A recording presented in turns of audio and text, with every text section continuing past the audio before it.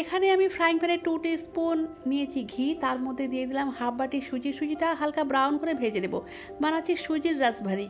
তারপর হালকা ব্রাউন করে ভেজে নেওয়ার পর দিয়ে দিলাম লিকুইড দুধ, দিয়ে ভালো করে নাড়াচাড়া করে একটু ড্রাই করে নিয়ে থালায় ঢেলে ঠান্ডা করে নেব। এখন আমি শিরাটা তৈরি করছি। জল নিয়েছি ঠিক যতটা ততটা পরিমাণ চিনি দিয়ে ভালো করে আমি এটা নেড়ে চেড়ে শিরাটা বানিয়ে নিচ্ছি। এর মধ্যে আমি একটু এলাচের টুকরো দিয়ে দিলাম। তারপর সুজিটা থালা ঢেলে ঠান্ডা করে 2 টেবিল স্পুন দিয়েছি গুঁড়ো দুধ, দিয়ে প্রথমে ভালো করে মেখে নিলাম।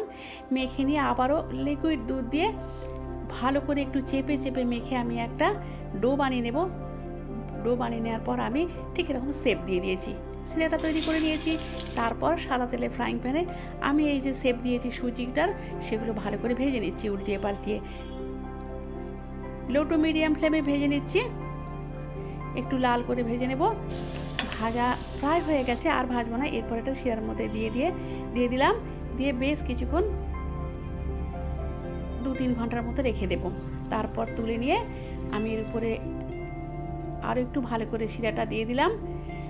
দিয়ে আমি বাদাম কুচি দিয়ে দিলাম, পেস্তা আর কাজু। আর ঠিক এরকম সুজির রাসভারিটা হয়েছে।